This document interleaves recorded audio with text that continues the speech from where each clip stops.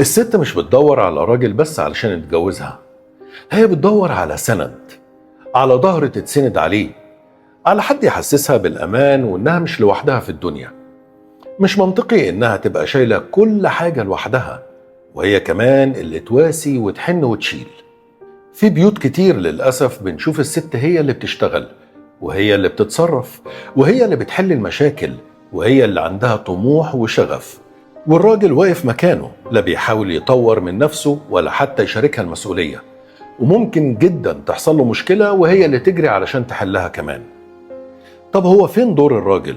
فين الوقفة المحترمة بتاعته؟ فين الفكر؟ فين الاحتواء؟ فين الرجولة أساسا؟ الرجولة مش بس في الصوت العالي، ولا في إنك معتبر نفسك راجل البيت وخلاص، ولا في تلبسي إيه وتعملي إيه أو تكلمي مين لمجرد إنك بتعوض شوية نقص عندك. الرجولة في المواقف، في إنك تكون قد الحمل، في إنك تبقى دايما عايز تتقدم وتكمل، مش تبقى عبء على اللي معاك.